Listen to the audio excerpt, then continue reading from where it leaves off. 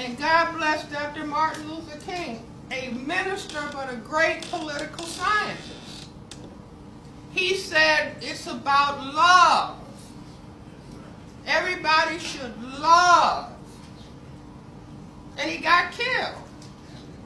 And I say the reason being that if everybody on the planet, all these people, white, non-white, loved, and the love was expressed in sexual activity, what would happen? White would disappear. You see, so kill him, because that would mean our genetic disappearance. So, if the system is about white genetic survival, what do they have to worry about most? Black men, white women. Black babies. Black men, white women. Okay, give him a B+. Black men, white women. Okay, but let's even take it further. In that if the concern is white genetic survival, they don't have to worry about black women. Why? X chromosome. See, the test is going to be next week. The reason being is that men, males, whether they're white, black, brown, red, or yellow, can impose sexual intercourse. If I would, try to impose sexual intercourse on any of the gentlemen here, and they say, I'm sitting next to my wife, and I went to my purse and I got my Uzi.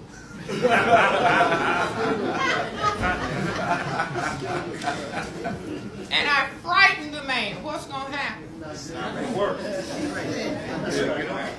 I hope everybody got that. The erection cannot be maintained in the presence of fear. So females cannot impose sexual intercourse, like ultimately, what? Frighten the man. Now the Creator made that possible so somebody, if they were in danger, they wouldn't be in conflict. You see, it's fear. Fear about unemployment could cause a man to have erection problems. Are you all with me? So there's a reason that if the concern is genetic survival, and see, we are decoding this material because we have thought somehow there's some white people who are going to work with us. Sometimes we thought it was Republicans, sometimes we thought, with Lincoln, and sometimes Democrats. But even President Obama is finding out. It could be Republicans or Democrats. But if it's a black man that they're being asked to support, they start jumping ship. Because the test for white people, see, in other words, they work 24/7. They don't sleep. They got 3 shifts going. See, we work 1 shift and then go to bed and then party. They work 24/7 about maintaining the conditions for their survival. You see, because it is very serious to them. And if they have some people who classify themselves as white, who start looking like they're getting out of line, what's the question that they ask? Are you a nigger lover? Do you see, are you with us or are you with them? Now, this is a fundamental question that has to do with the issue of their survival. So we cannot depend on communists, conservative liberals, Greens, libertarians. And see, this is not a lecture about hate white people. It is a lecture about understanding the opposition.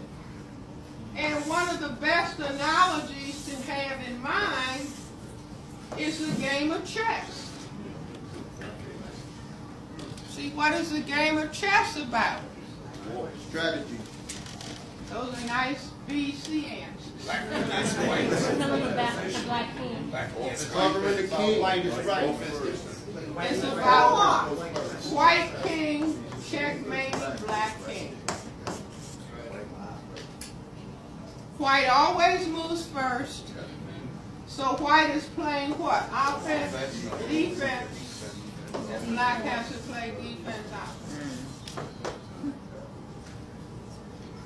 This is what we have now. This is distressing to a lot of people because we wanted to believe, as we were even programmed to believe in the area of religion.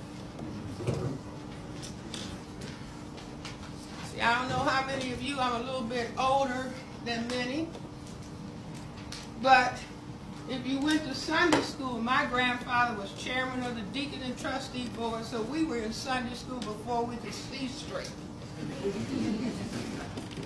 But what did we learn? That God is white. And anybody think they didn't learn that God was white? See, if you were given that little Sunday school card with a white picture of Jesus, your brain automatically concluded that his father had to be white. His father could not have been black. Now, if he was a historic figure, he was black. Even Billy Graham said that Jesus could not have been white. But we are programmed to think that Jesus was white, and therefore his father is white. And we were taught to sing, Jesus, translate white man, loves the little children. All the little children of the world, red, yellow, black, and white. All are precious in his sight. How many know that song? Boy, no more church going than these two. There was a time when everybody knew those basic songs.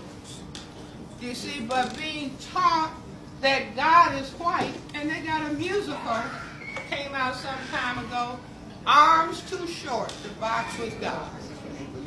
Meaning arms too short to box with the white man.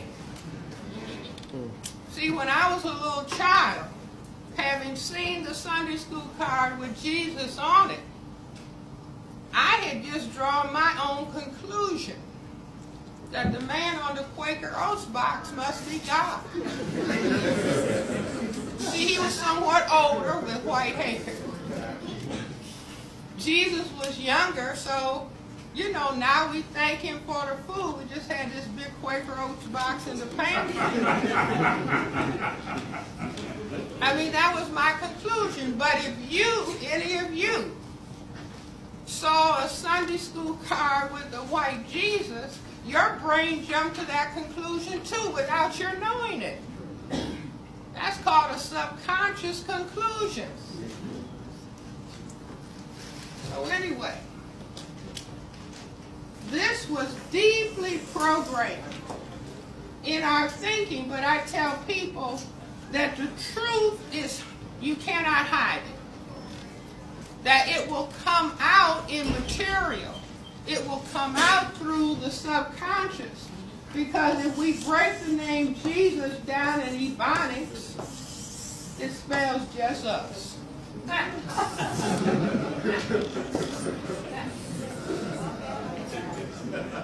That's who we're waiting for. Just us to get our heads together.